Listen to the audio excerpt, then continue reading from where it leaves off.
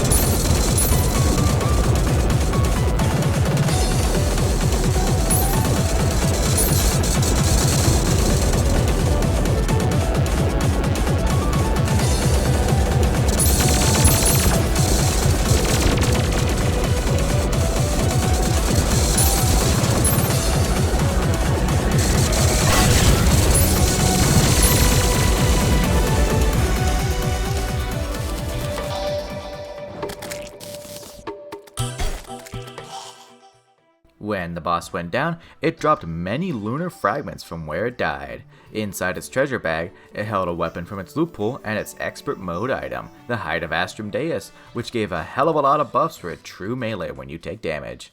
Unfortunately useless to me. Also, when it went down, astral ore could be mined, not that there is any in this world, and looted from astral slimes. I crafted the deific amulet with the astral bars, a very defensive accessory. Next up, let's go back in order of this mod and take on Providence. The first fight I did was on the surface. Hellfight comes later on. Enjoy this fight.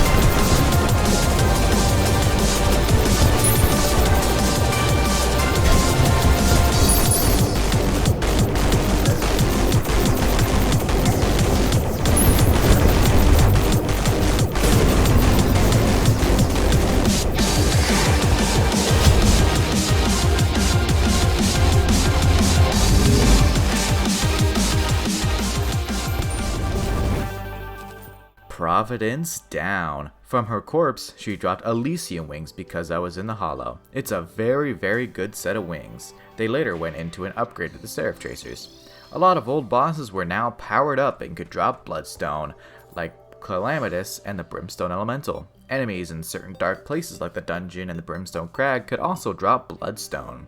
Inside her treasure bag, she held a weapon from a loot pool, some divine geode, a new crafting material from some dope gear, her expert mode item, the blazing core, which made it the sun whenever you take damage, dragging enemies in and dealing a lot of damage. She also dropped the Rune of Kos, or some say Cosm. It was a summon item for the Sentinels of the Devourer, the next set of modded bosses. Also, when Providence went down, Eulabloom ore spawned nowhere because it spawns in mud, and I don't have a lot of mud in this world. Slimes do exist for it though, so off to the jungle with a Zerg potion I went, sitting in there for about 10 minutes. Because of the way the jungle was created, enemy spawn rates are much higher than normal, as they only had so much space to spawn on. It was a very quick farm for over 800 Eulabloom ore. With it, I was able to upgrade my armor to the Tarragon armor. The set bonus for it gave 50% minion damage, 3 minion slots, increased heart pickup range, and allowed enemies to drop extra hearts as well as making a damaging aura around you. Another upgrade I made was to craft the Profane Soul Artifact, a summon accessory that worked like the heart of the waifus, making some less sexy friends to help you in battle. They increased in number and power the more minion slots you have. Not sexiness, unfortunately. Calamity, please.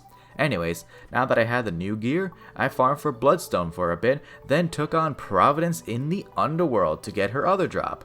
Enjoy the fight.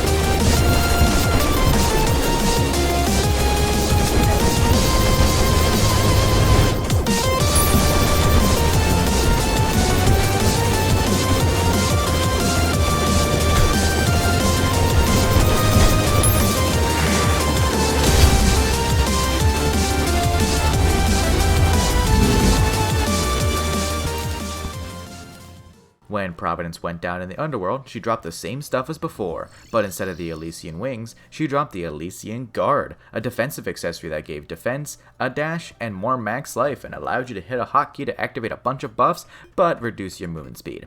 I am, of course, against all forms of reducing movement speed, so this was useless to me. We're not done with this episode just yet, oh no. More stuff to do. Inside the dungeon, after Providence went down for the first time, pink spirits now spawn from killed enemies to drop Phantoplasm, a new crafting material for a lot of goodies. Just be careful not to kill too many or else you summon a boss. I combined them with the bloodstone I had farmed earlier to make bloodstone cores, which were similar to unholy essence in that they can go into a lot of based weapons and armor, but later on, except for the one weapon I was about to create. I was able to use them to make the Dragon Blood Disgorger, a new summon weapon that required 6 slots to use, but summoned a mama dragon and her babies. It was a very strong weapon. Next up, another boss, and the last boss for this episode. A boss I had accidentally skipped, which was actually in between Profane Guardians and Providence, was the Dragon Folly. Its summon item was crafted from Life Alloy and Solar Fragments. Now let's get into it.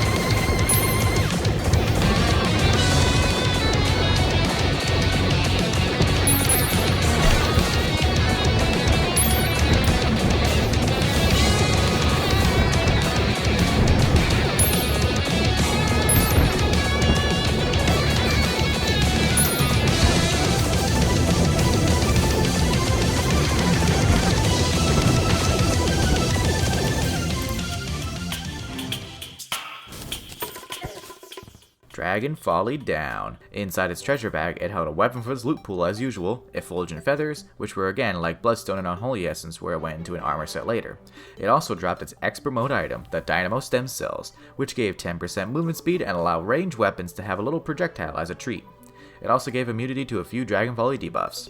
Its Revengeance mode item was the third and final upgrade to Rage, increasing the duration by 1 second.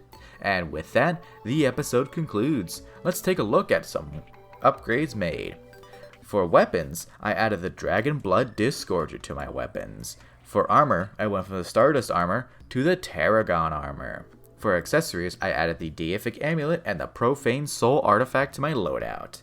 In the next episode, we take on the Sentinels of the Devourer, making our way further into the final stretch of this mod. Stay tuned next week for that.